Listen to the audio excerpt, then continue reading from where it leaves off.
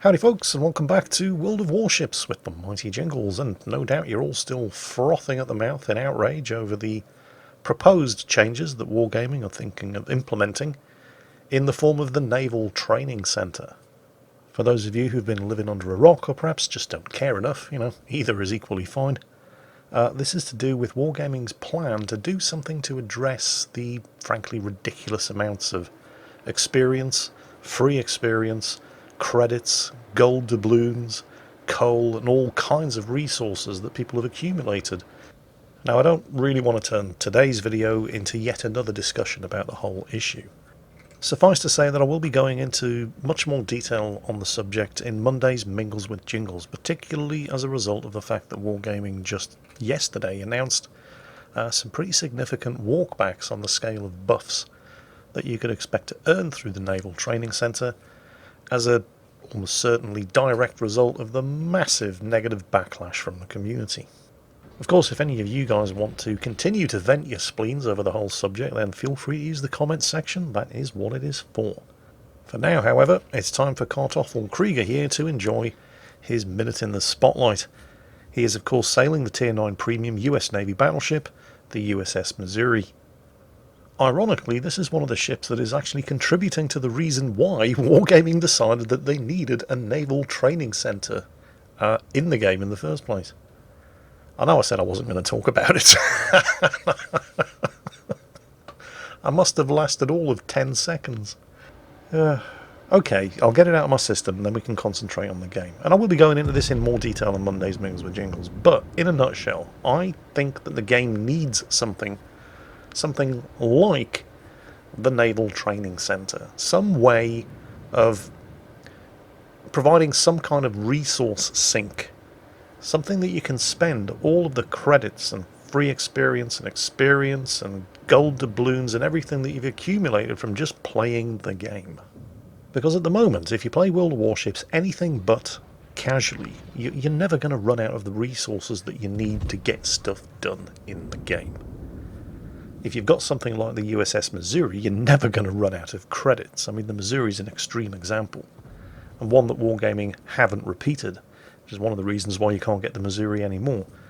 But earning credits in World of Warships isn't difficult, particularly if you have a couple of premiums, and they don't exactly make it difficult to get your hands on premiums either. There are all kinds of ways of getting them. You don't have to buy them in the premium shop. Which means that earning experience is very easy, because premium ships earn increased credits and experience. And I liked that about World of Warships. I liked that it wasn't anywhere near as grindy as World of Tanks.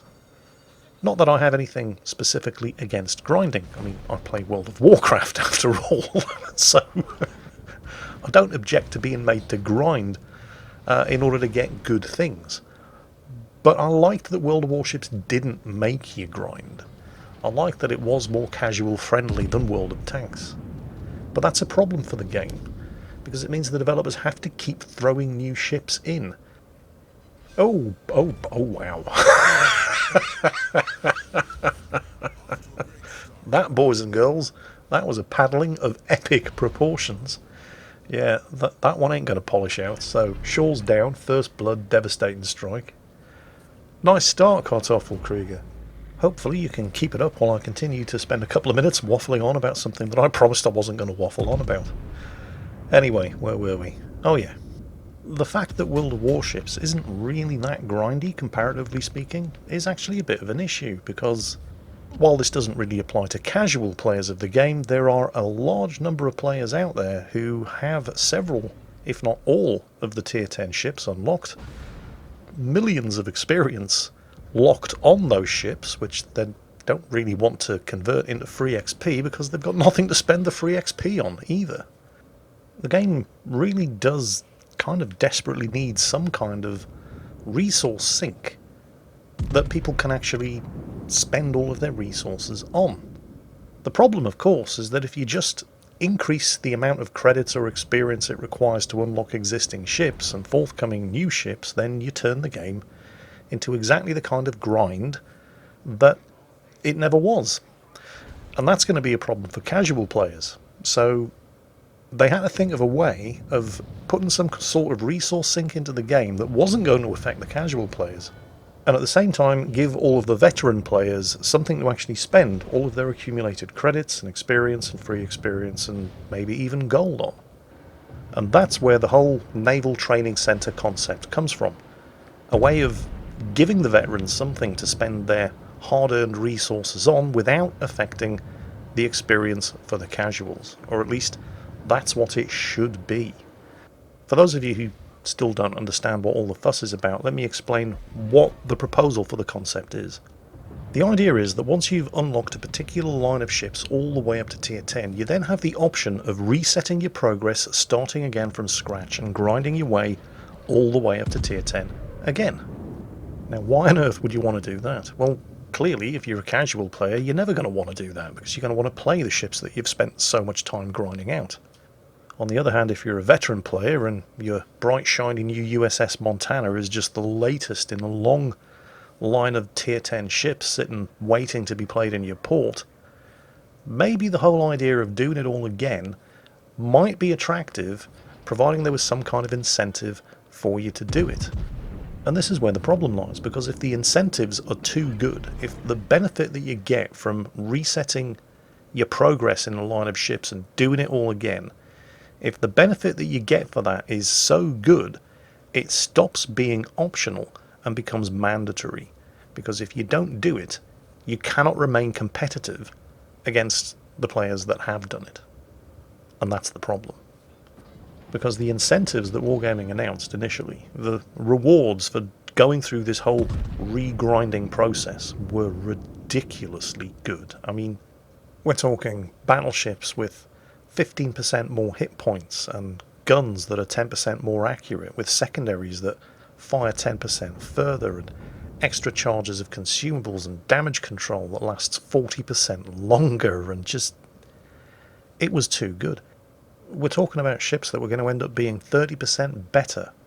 If you'd gone through the whole regrinding process in the Naval Training Center, ships that were going to be 30% better than ships that hadn't.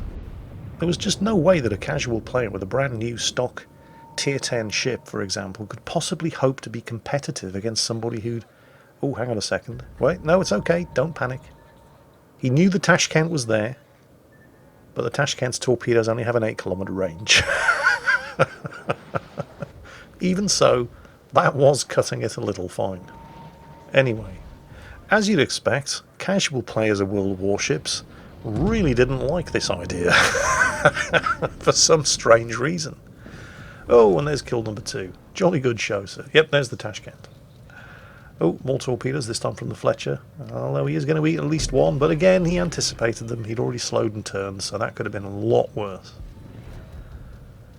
What was surprising about the, well, perhaps it shouldn't have been surprising, but the veteran players really didn't like this idea either, because, once again, if you make the rewards too good, it's nice to have the option of getting something nice and shiny at the end of a repeat grind, but the rewards were just, they weren't even optional, they were mandatory because they were so good. So, with one fell swoop, Wargaming managed to alienate not just the casuals, but also the veterans, the hardcore players, and the whales as well. Good job, Wargaming! And yet at the same time, the game desperately needs some kind of resource sink, and the Naval Training Center could be it.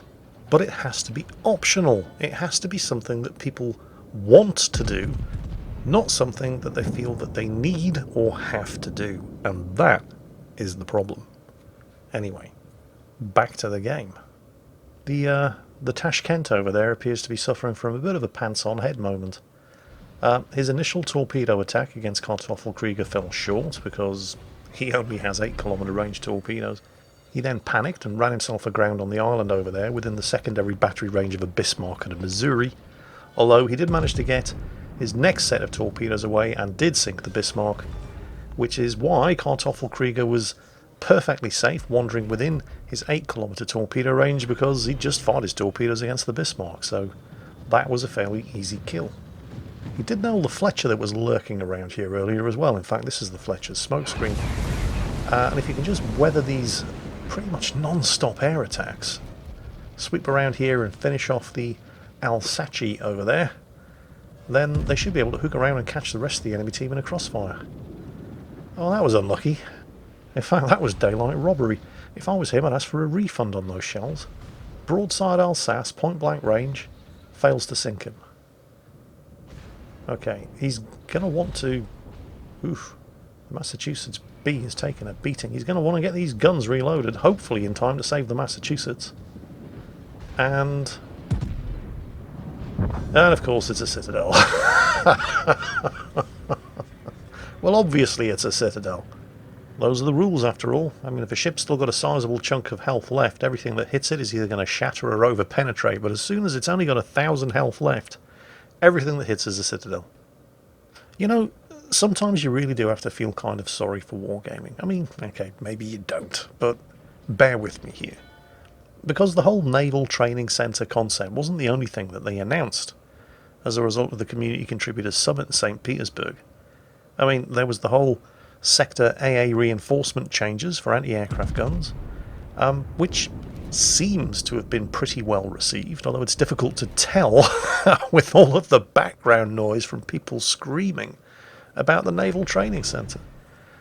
There were other things that I didn't discuss in yesterday's video. For example, premium consumables, they're going away. There's only going to be one kind of consumable. The free consumable, which is going to be as good as the current existing premium consumables.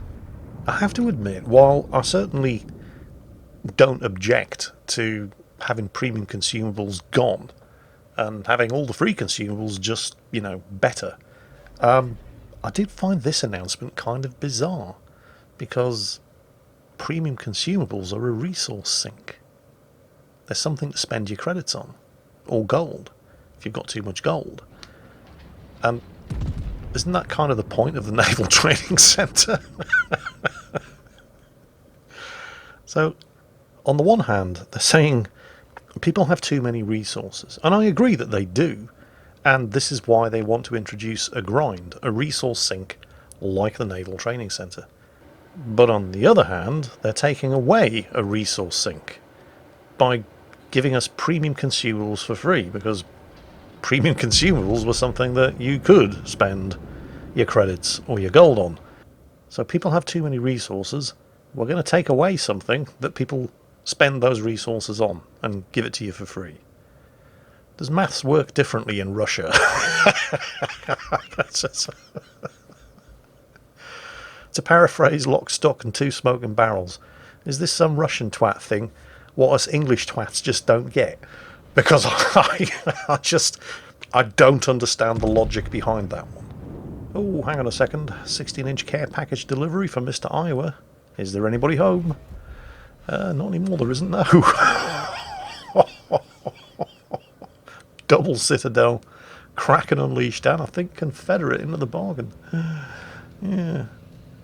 So, yeah, anyway, I don't understand. I mean, why would you... If one of the major problems with the game, and I agree that this is a major problem with the game, is that people have too many resources, why on earth are you taking away something that people can spend those resources on? Then again, statistics do tell us that even in Tier 10 battles, something like 30% of players never use premium consumables. And I think what we're actually seeing here is casual players who don't have an overabundance of resources and can't afford to keep paying for premium consumables every time they go into a Tier 10 game. So in that respect, you could see this as kind of lowering the... Well, I don't want to call it a skill gap because it doesn't take any skill to mount a premium consumable, but if you've played enough to be able to afford premium consumables in every game that you play, whether you get them from containers or you just play enough and earn enough credits for it not to be an issue, that is going to give you an advantage, and a fairly significant one, over casual players who, well, don't have the excess resources to be able to splurge on premium consumables all the time. So in that respect, yeah, I can kind of understand the reasoning, I suppose. And again, this is good for casual players, because we're basically, and I count myself as a casual player, credits are a problem for me. Experience not so much, but credits definitely. Oh, did you see that? Cool ships don't look at explosions.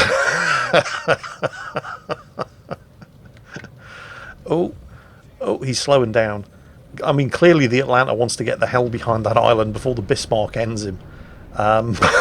He's like, sorry, out coming through. Yeah, the Atlanta made it. Now, there's obviously no way the Bismarck is going to survive this. Kartoffelkreiger, knowing that his 16-inch shells can't penetrate the Bismarck's bows, and the Bismarck's 15-inch guns can't penetrate Kartoffelkriegers either, so he aimed high, took out one of the Bismarck's gun batteries. At this point, the last ship left alive on his team, the Bismarck should be going for the ram. He won't survive it, but neither will Kartoffelkreiger. Instead, he tries to get his rear gun turrets around, I think, in the process, giving him broadside, and, well, yeah. So, a rather successful 7-kill game there for Kartoffelkreiger in the Uss Missouri, and an abject failure on my behalf for not spending any more time talking about the upcoming changes to World of Warships.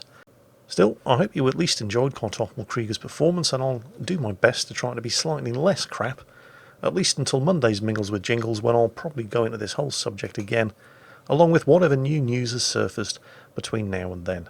In the meantime, of course, as always, take care, and I'll catch you next time.